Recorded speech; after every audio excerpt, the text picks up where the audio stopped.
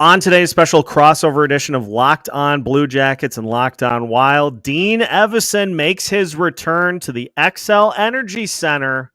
Should be some sparks, right? Hey, this is Matt Boldy, and you're listening to Locked On Wild. You're Locked On Wild, your daily podcast on the Minnesota Wild. Part of the Locked On Podcast Network, your team every day. What's happening, everybody? Welcome into a special crossover edition of Locked On Blue Jackets and Locked On Wilds. We are your daily podcast for the Columbus Blue Jackets and the Minnesota Wild. We thank you for making both shows your first listen each and every day. We are your team each and every day as well. Make sure to subscribe on YouTube and your favorite podcast platforms so you don't miss out on any new episodes throughout the week with the season in full swing. Today's episode of Locked On Blue Jackets and Locked On Wild is brought to you by Game Time. Download the Game Time app, create an account, and use code LOCKEDONNHL for $20 off your first purchase. On today's crossover, we get you ready for the start of the season as Jay Forster of Locked On Blue Jackets joins us to preview the opening night matchup between the Wild and the Blue Jackets. We'll talk about what obviously has been a very heavy and tragic offseason for Columbus.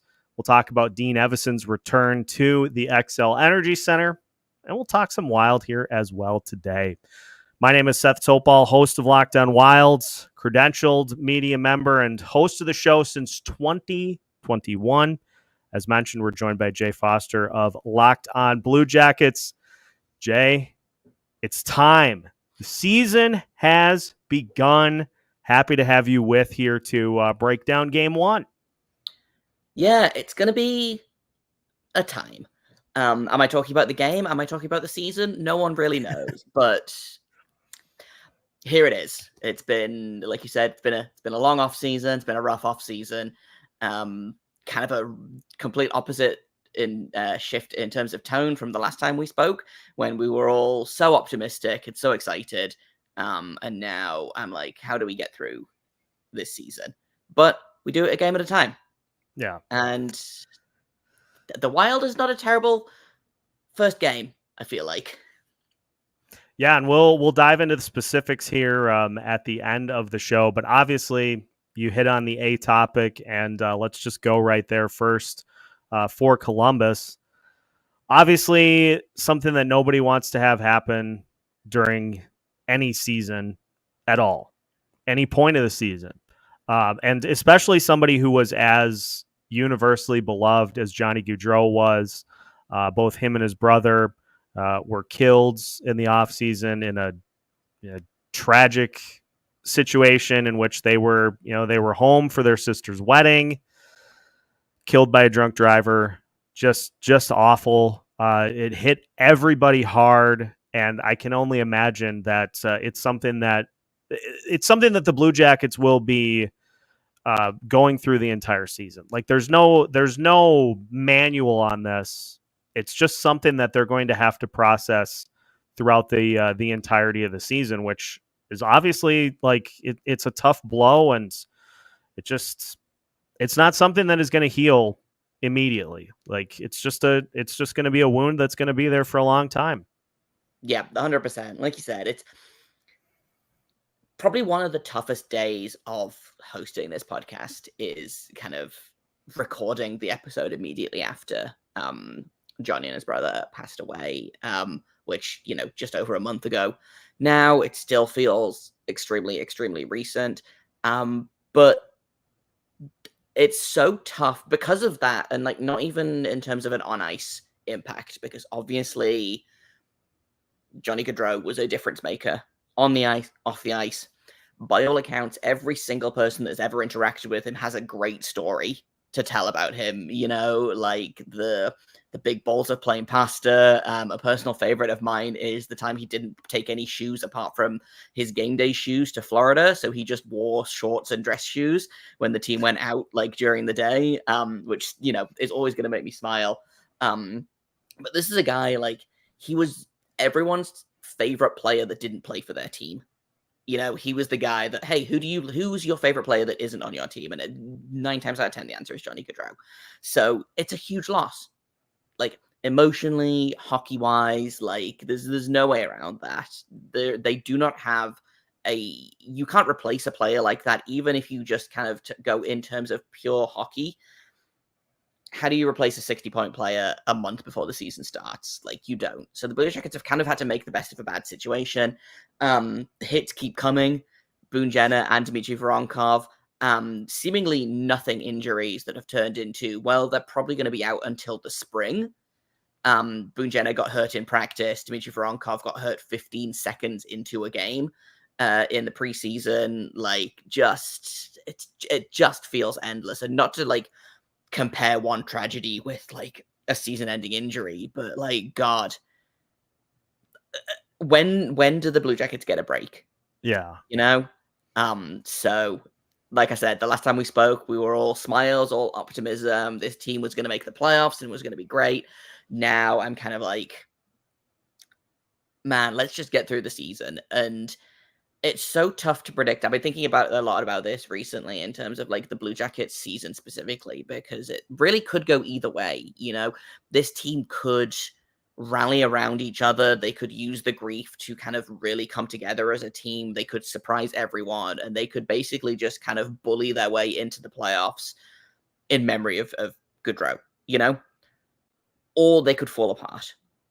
And there is absolutely nothing wrong with that. I'm not saying that that's, like, a failing on their part of anything. Like, if I had a coworker that I, you know, really liked and saw every day, and then he died unexpectedly, and then I had to go to work the next day, and 20,000 people were going to be watching me at work, like, I shouldn't be bringing my best self, you know?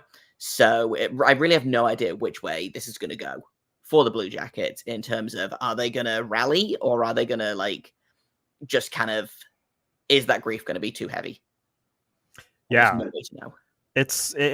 It's something too that I think nobody is going to, if it ends up being something that they are not able to move past, not one single person in the NHL is going to fault them for that, because it's a situation that is just completely, like, beyond control. Yeah. And I genuinely don't know the last time this has happened. Like, the closest thing that this happened to this is when the Miami Marlins lost a young star pitcher mid-season. Yeah. Jose Fernandez. 2016. But this hasn't happened in hockey in a long time, if ever. Yeah. Your star player that you are building the team around, his best friend just signed long-term to come and play with him for the next 5 years. And then, you know, it's, like you said, there is no manual for this. There is no roadmap for this. There is no way to predict how this is going to go.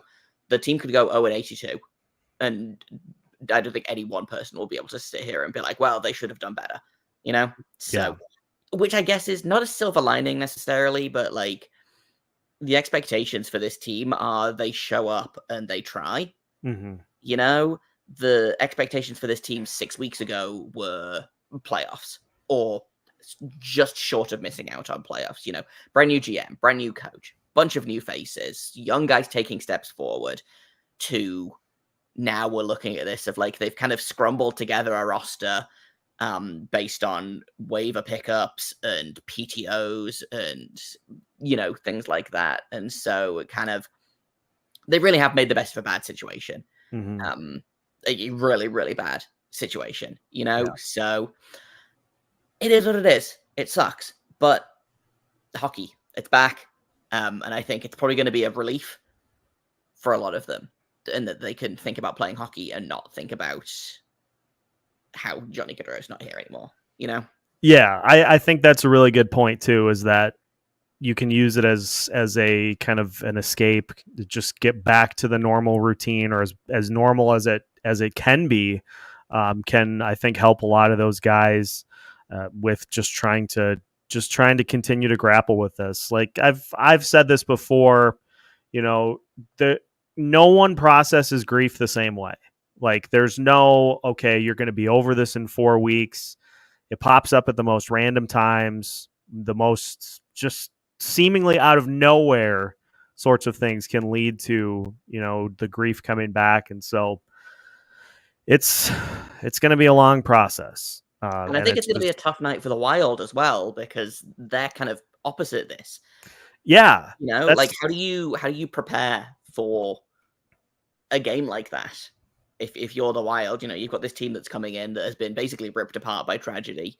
How do you sit here and how do you prepare to play against that team? Because obviously you want to win, but I feel like there has to be an acknowledgement of, man, this team is really going through something.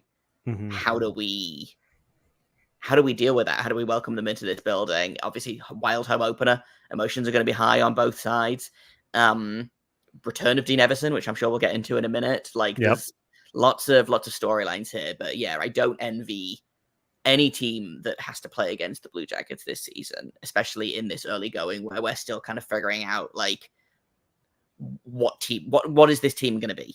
Yeah, that's well said. A couple of other big notable items for the Blue Jackets this offseason. Obviously, Patrik Laine was dealt to the Canadiens.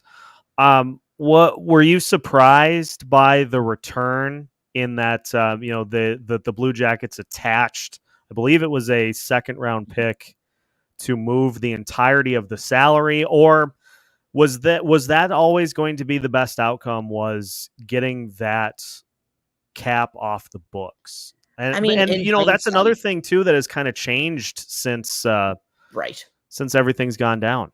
Exactly. And I think it happened literally 2 weeks before Gaudreau passed away, so we were all, and that was something that I liked about the trade was okay, in a couple of years, we're going to have some big contracts to pay out. Adam Fantilli is going to be coming off his entry-level deal, and hopefully we'll want to lock him up to, this long-term, like the Tim Stutzler, Lucas Raymond type contract, so we're going to have to find $8 million from somewhere. We might as well try and get rid of the entire Laine contract. We were never going to get a great return because he very publicly wanted out. Yeah.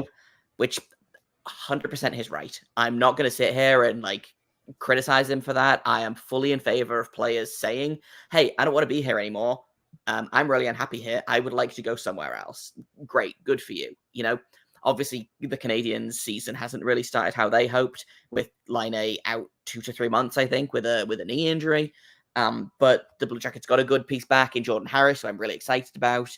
And a second-round pick is a second-round pick, In hindsight, would I have liked a different trade that maybe we did retain some salary and keep that second-round pick? Sure, but I'm not going to sit here and argue about, $4 million and a second-round pick. They did that again. Don Waddell did the best he could with the situation that was handed to him by the problems created by the previous management. So yeah, I think that's again, at some point, if a player doesn't want to be on your team, you do what you need to do to make sure that happens. And clearing up that money, like you said, there are going to be some contracts that are going to have to be thrown out here within the next few years, so having that money available is going to help down the line. Exactly. And we didn't know that we were going to have an extra $9.25 or $9.75 million of cap space. Again, it feels weird to talk about it in terms of something as silly as hindsight, but they had no way to know that they were this was going to happen. So again, they were we want to get out from under this cap hit. We don't want to have we don't want to have retention on this salary. That's fine. In hindsight, could you maybe have retained on the salary and gotten a better return, knowing that you were going to have this? I think they have just over $20 million in cap space right now. It is what it is. It sucks, but there's not much. I'm excited about Jordan Harris, and I'm glad that Patrik Laine is somewhere that he can potentially, hopefully start to be happier, more like himself. I really hope that he comes back from this injury and is just an absolute monster for Canadians. He's a really good guy. I think he deserves some happiness in his hockey. He's had a miserable couple of seasons in Columbus, not through anything that Columbus did or he did, but I would love to see him tear it up for the Canadiens. So, 100%. About as good as it could be, in my opinion. Yeah. Let's finish the Columbus portion by talking about Dean because, again, I thought at the time of him being hired by the Blue Jackets that he could help kind of bring order to this team and to help get them on the right track. Is he the guy that, ultimately gets them to like a serious playoff contender? Remains to be seen, but I'm going to reinforce what I said because of, the fact that Dean is a player's coach. I think he is probably as good of a fit as you could have to try to navigate something like this. And again, there's no there's no manual for how to handle this type of a situation. But if anybody's going to be able to get this team through it and to try to rally them together, I think Dean can do a good job of that. Yeah. I have been frustrated by Dean Evason throughout the preseason for a lot of the reasons that we talked about in that original crossover. He weighs heavily, he leans heavily on veterans. If something's not working, then he just keeps trying it until it does start working. I am intensely frustrated by the fact that the younger players are being buried underneath the veterans. There's some extremely questionable choices being made in terms of like defensive deployments. That being said, something I've been thinking about a lot is Dean Evason, I feel like, is a coach that can turn a team into more than the sum of its parts. In the same way that John Tortorella did when he first came into Columbus. Like, if people who are not super familiar with what that roster looked like when John Tortorella took over in, I want to say 2016, the team had just gone 0-8 to start the season. They bring in Tortorella. You look at that roster, like the fact that he managed to claw that team into a playoff booth for a playoff berth for 3 straight seasons is nothing short of incredible. Yeah. And I wouldn't be surprised to see the same thing from Dean Evason. I think he's gotten a lot from don't take the strong way, Wild fans. I think he has gotten a lot from a Wild roster that is probably not as good on paper as it has performed. I think they have outperformed the on paper roster over the past couple of seasons. I think that's fair to say, as someone who is an outsider who is really only kind of paying attention to the Wild when I'm in Minnesota or when the Blue Jackets are playing my team. And if he can do the same thing in Columbus, great.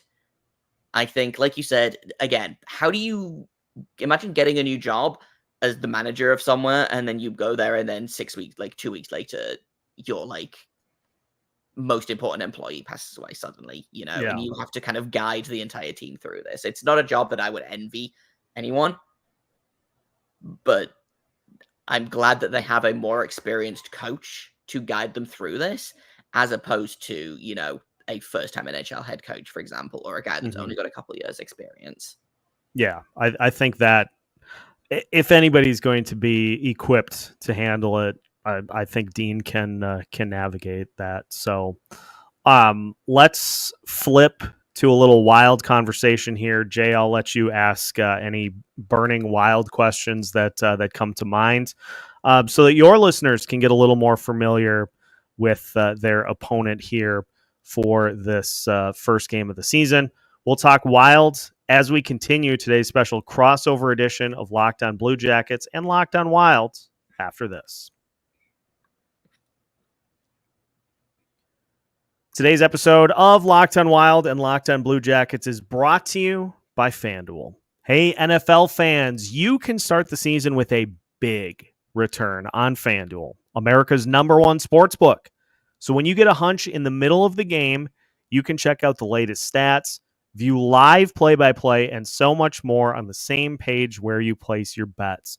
You should see my computer when it's fantasy football time and I'm trying to keep my lineup intact throughout the week. 90 different tabs. I've got 4 different ESPN tabs up trying to keep track of the games and see if my players are performing up to expectations. You don't have to do that on FanDuel. It's all in one place. And best of all, you will get started with $200 in bonus bets guaranteed when you place your first $5 bet. Best of all, it doesn't even have to be a winner. You could have had the Pittsburgh Penguins beating the New York Rangers in last night's action. Boy, that was a drubbing. And hey, What a shame. it still would have gotten you the $200 in bonus bets because it does not have to be a winner. So head to FanDuel.com right now to take advantage of this great deal. FanDuel, America's #1 sportsbook. Welcome back to today's special crossover edition of Locked On Blue Jackets and Locked On Wild. Once again, we thank you for making both shows your first listen each and every day. And I'll make mention of this for both audiences. We will have some special post-game coverage for you for both Locked On Blue Jackets and Locked On Wild. For Locked On Wild listeners, it'll be a standard post-game that you are accustomed to, but helping Jay out this weekend by putting together some for Locked On Blue Jackets as well. So should be a fun first game here to get these seasons started. And now we shift to some Minnesota Wild discussion. Jay, if you've got any big Minnesota Wild questions or just want to expand upon, I think, what was a pretty solid analysis of this Wild team from the last couple of seasons, I'm an open book. Go ahead and fire away. Yeah, I guess let's start off with the not quite the elephant in the room, but something that might turn into the elephant in the room throughout the season. Kirill Kaprizov, a star in this league, obviously. How worried are you that he is gonna skip town? You know, honestly, I'm not as worried about him not re-upping with this team as I am about him re-upping and then some point during the contract, during the next contract, being like, I can't do this here.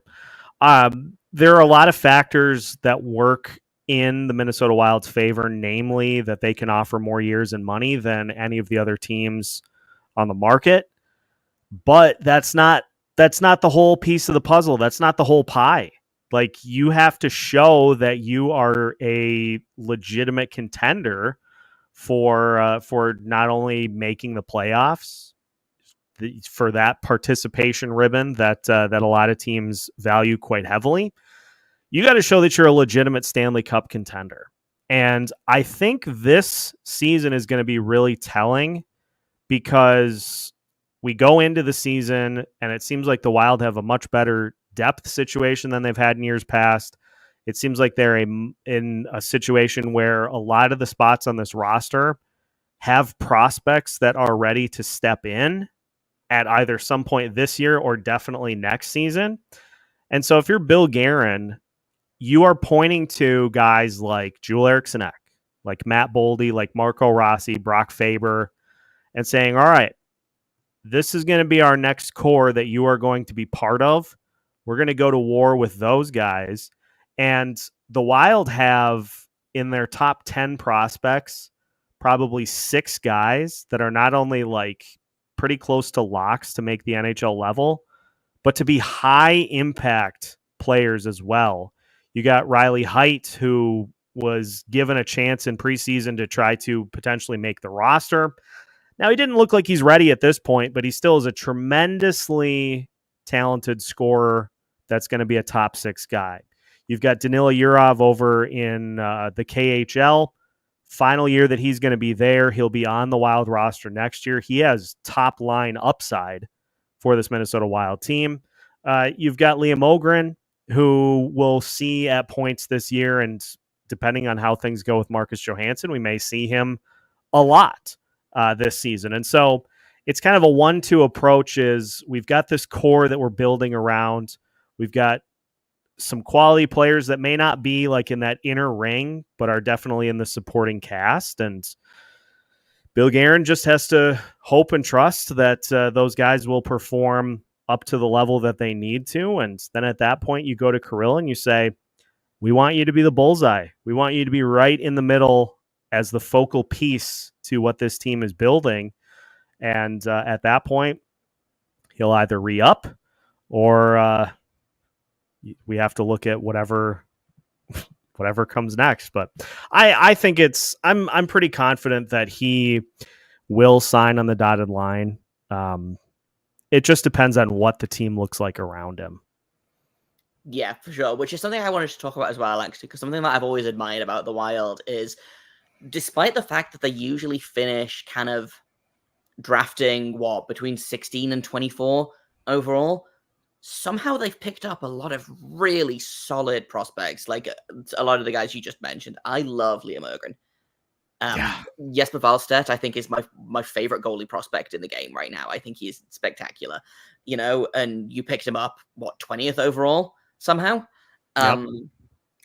And then on top of that, obviously you pick up Brock Faber in the trade with LA, which I believe, correct me if I'm wrong, that was the Kevin Fiala trade, which sucks to give up a guy like Kevin Fiala, but then Brock Faber comes in and does what he does last season.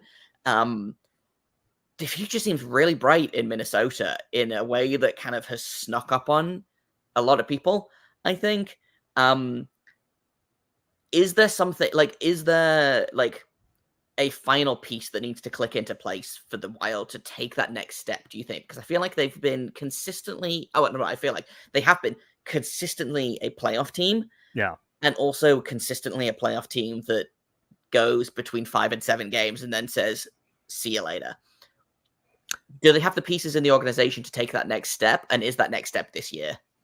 I love that you asked this question, because it feels like there's a pretty easy component that needs to be upgraded for this Wild team to really take the next step. Second line, right wing. Because look, your top 6 right now is Kirill Kaprizov, Marco Rossi, Matt Zuccarello. I know Matt Zuccarello is getting up there in age, but with that trio together, he led the Wild in points this preseason with 8, and he played 3 games. Joel Eriksson Ek and Matt Boldy have great chemistry together.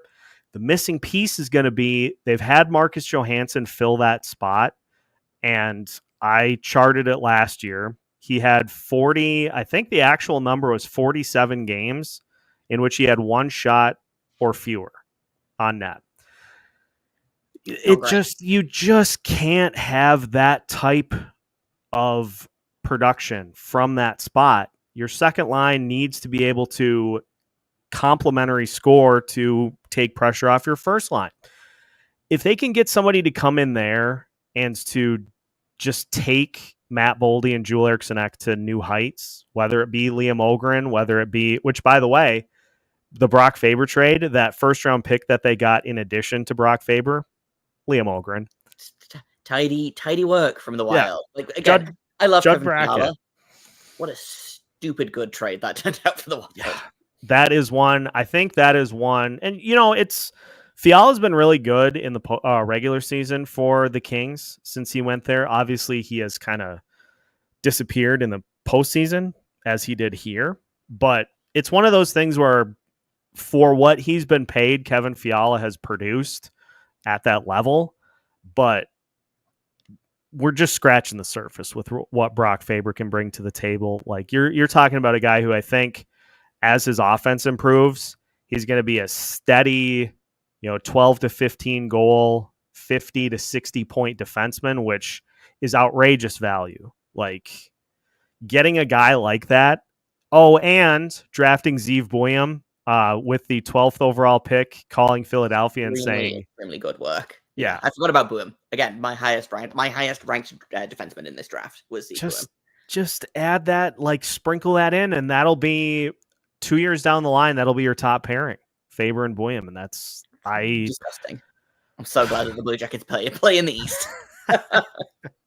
So it's like you look at all that, and I did an episode earlier in the offseason where I looked at a year down the line. If you make 3 tweaks to this roster, 3 tweaks to this lineup, you're getting really close. So I would say they are definitely a top 6 scorer away. But as they add these prospects in, you get Jesper Wallstedt in the lineup regularly. You get Zeev Buium in the lineup regularly. This is going to be a team that is going to be a problem. It's just a matter of the transition, which is always a little bumpy because you've got these veterans taking up roster spots. As long as they perform, they'll probably keep those spots open. When they start to not, that's then when we could see some of these prospects take those roles over. 100%. Brand new head coach. Let's finish up with that. Obviously, the Dean Evason of it all we've discussed. You've got John Hynes in, who would not have been my first choice, I don't think. But how is he gelling with the team? Is he the guy that can? Because I feel like the criticism of Evason was that he couldn't win in the playoffs. Is John Hynes a guy that can, again, take these guys to the next step? Take them to the second round, the third round, potentially further on. How are we feeling about John Hynes in general? I think you hit it right on the head. Is people are kind of meh on John Hynes as a coach. I talked to Matt Boldy for an episode that will be airing here today as well.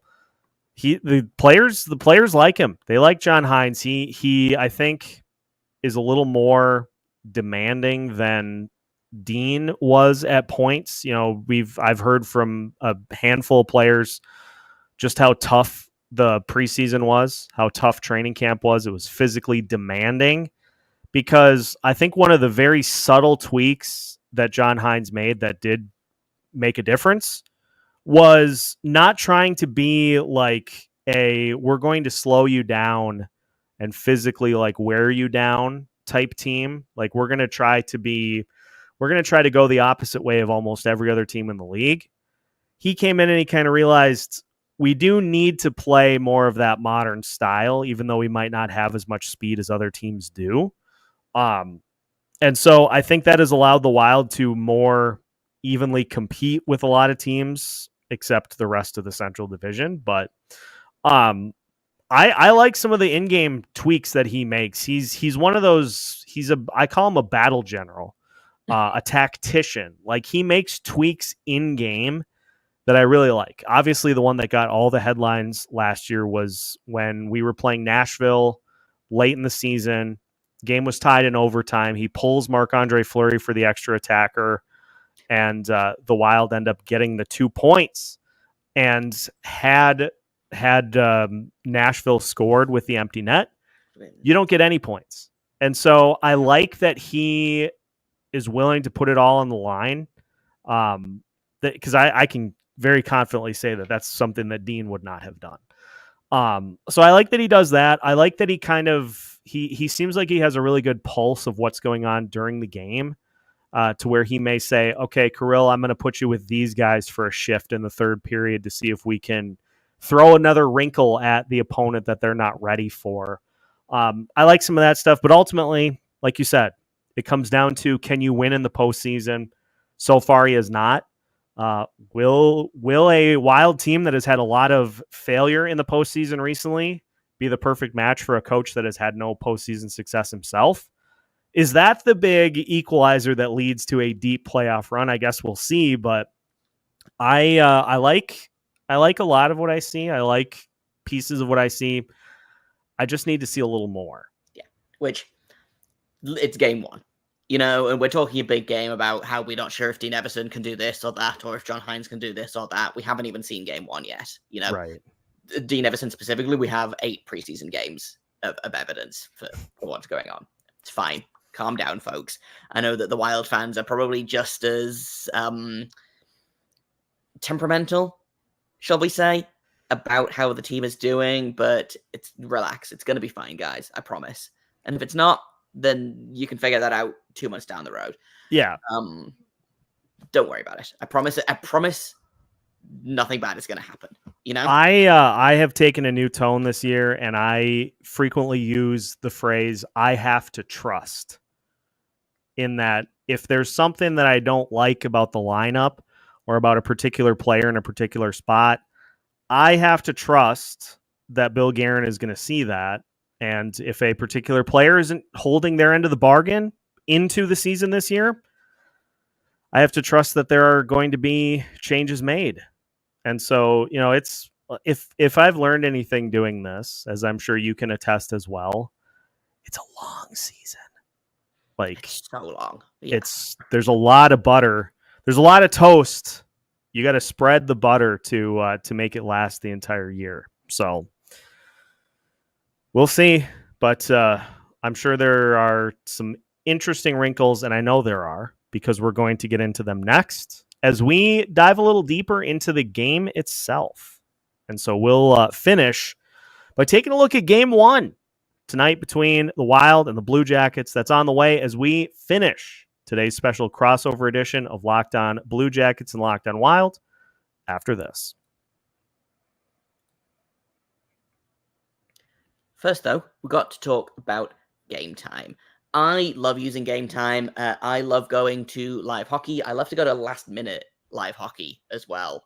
Being here in California at the minute, the Sharks were real bad last season, so I went to a bunch of last-minute Sharks games, and it was great, and I got all of my tickets at game time. They've got the most flexible customer service policy in the industry. They've got their lowest price guarantee, which means Game Time is going to credit you 110% of the difference. If you find tickets in your section and row for less on another site, you get a panoramic view from your seat in the app before you buy. And this is my favorite bit. They've got all-in pricing. So if you toggle this on, you're not going to get any of those stupid surprise fees at checkout that we get on some other ticketing services, which will remain nameless. All-in pricing. That's by far my favorite thing that Game Time does. It's cheaper than other sites. It's better than other sites. It's easier to use than other sites. So take the guesswork out of buying tickets with Game Time. Download the Game Time app, create an account, and use code LOCKEDONNHL for $20 off your first purchase.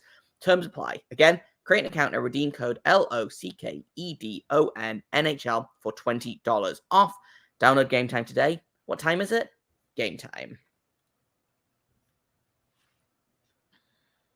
One final segment of today's crossover edition of Locked On Blue Jackets and Locked On Wild. And again, we thank you for making both shows your first listen each and every day. We are also your team each and every day. And whether you watch on YouTube or listen on one of your favorite audio platforms, we don't care where, we care that you do.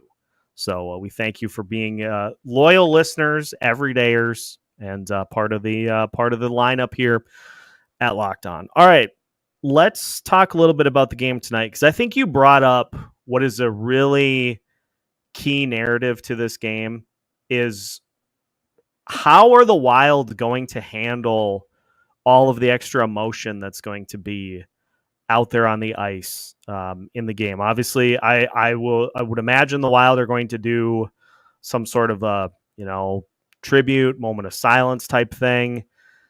The emotion's going to be flowing from the Columbus side of the ice pretty much all night because, his teammates are going to be thinking about him while they're out there. So it puts the Wild in a situation where you have to kind of try to navigate that. And it is going to be something you can't really plan for. So it wouldn't surprise me if this ends up being a much closer game than expected. I think a lot of people go into this and are like, yeah, the Wild should take care of it 4-1, 3-0, something like that. I think this is going to be a 1-goal game, and it's just going to be a matter of the Minnesota Wild kind of trying to persevere is kind of how I come into this one. Yeah, I think the key is going to be how do the Wild, like we talked about the emotions, how do the Wild deal with that? Do they try and match that emotion? Or do they try and not rise above it necessarily, but if things start getting, things start getting emotional, players start getting kind of, I don't want to say highly strung because that feels like a bit derivative, but I think there's going to be some short tempers in this game. How do the Wild match that? And it's easy to get caught up in that kind of emotion. And I think if the Wild let the Blue Jackets dictate the pace, it's going to be a long night for them. Again, we don't know what the Blue Jackets are going to do in tonight's game. We don't know how they're going to come out. Are they going to be, dealing with the grief? Are they going to fall apart? Are they going to struggle with it? Are they going to band together? We don't know. The Wild don't know. It's going to be, I keep going back to that. How do you prepare to play a game like that? Later on in the season, it'll get easier as more and more teams have faced the Blue Jackets and figured out what's going on, as teams know what kind of team the Blue Jackets are. It's going to be tough. And I think the Wild are really going to have to, they're going to have to figure out how to keep that emotion in check. I think they have to play their game and not get caught up in the in the swell of emotions. And it's going to be an emotional night for them as well, because like we've talked about, Johnny Gaudreau, universally loved. We even, no one likes to talk ill of the dead, obviously. But even before that, we never heard stories about like this one dude that Johnny Gaudreau was mean to one time. It's every single person to a man loved this guy. Yeah. And there are going to be players on the Wild that knew Gaudreau, that played with him, that played against him, that, friends of friends, because hockey is the smallest world imaginable. Like, it's going to be an emotional night for everyone. And I think it really is going to come down to, can the Wild control the emotion, or do they get swept up in it? Yeah, that's a great point. I pulled the results from last year, and both games went to overtime. Of The course. Wild won one, the Blue Jackets won the other. It was one of the first games of the season. It was game 5, in fact, for both teams, and the Wild lost 5-4 in OT. 54 shots on goal for Columbus, and I think you mentioned normal shots. 72 shot attempts, yeah, which is fine. It's just I vividly remember being at that game up in the press box, just looking around. Like, seems like the Blue Jackets are possessing the puck almost exclusively in this one. But that was, this will be interesting because that was when the Wild were still playing kind of the slow, grinded out type of game. Obviously, later in the season, I think it was Kirill Kaprizov who had the, if I recall, he had, or no, that was the 2-goal Matt Boldy game in the second matchup, and so he had a good game.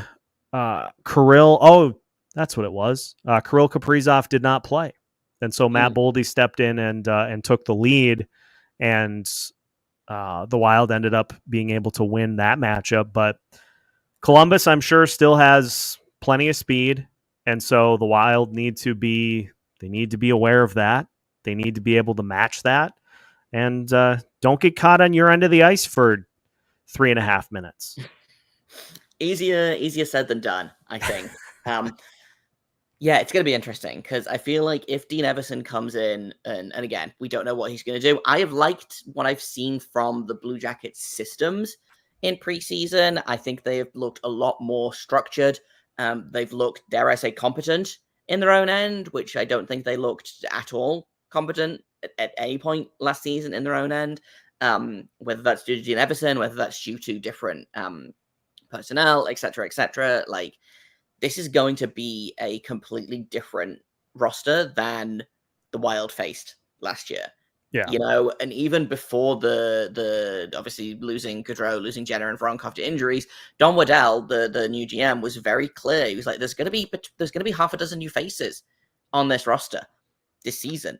Guys that haven't played for the Blue Jackets before, guys that haven't played in the NHL before, really. Like, James Van Riemsdyk is on the team now. I don't know if you guys remember that signing that they kind of made after realizing that they needed bodies. Kevin LeBanc is here.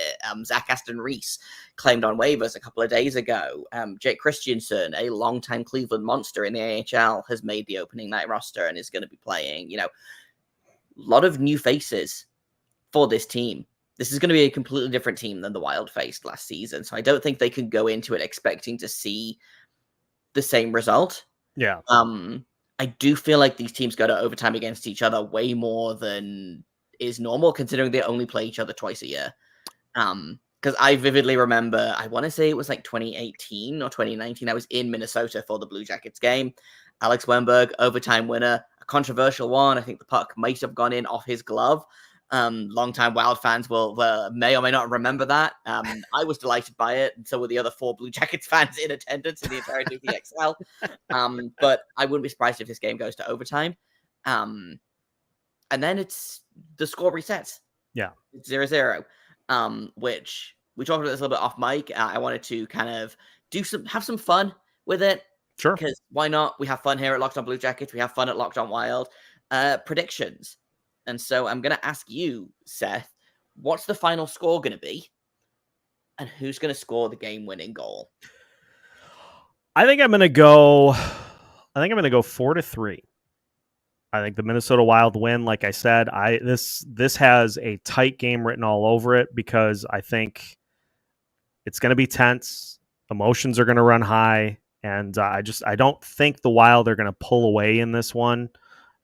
If they win it, I honestly I could see Columbus coming away on the winning side in this one too. But I think it'll be 4-3. I think you're going to get the game winner from Matt Boldy. But I think Kirill Kaprizov is going to factor in quite a bit. 1 or 2 from him, too. That seems extremely likely based on... I don't have the numbers directly in front of me, but he had almost 100 points last season. I think there were probably very few games that he did not feature on the score sheet. So yeah, it was having rare. a Kaprizov point or a goal or a couple of goals seems extremely likely to me. I am going to be a homer. I debated picking the Wild to win this game. But I've decided that if I don't believe in the Blue Jackets, who will? So I'm going to go with, I think it's going to be a 3-2 win for the Blue Jackets. I think it's going to go to overtime because, again, like I said, these teams always seem to go to overtime because they do not care for my blood pressure or sleep schedule. But I'm going to go with, again, I'm like, man, who is even on the roster right now because everyone is injured? I'm going to pick our own Kirill the Thrill. And I think Kirill Marchenko is going to pot the game winner for the Blue Jackets in overtime.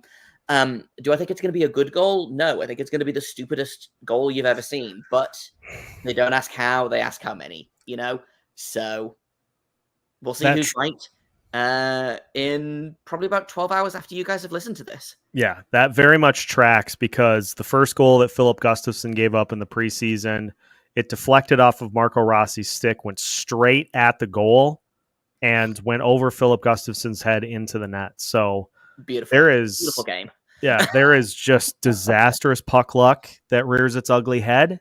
And so that would not surprise me in the slightest. But that is going to do it for today's episode. Again, reminder for both Locked On Wild and Locked On Blue Jackets fans, we'll have you covered for the post game. So it'll be a fully encompassed post game for both shows after Thursday's game. So you'll be able to hear that on both channels, live on Locked On Wild, and then next day for Locked On Blue Jackets. So that should be a lot of fun. And we hope you enjoyed today's episode. And make sure to follow along with both shows, which we have for you every Monday through Friday as part of the Locked On Podcast Network.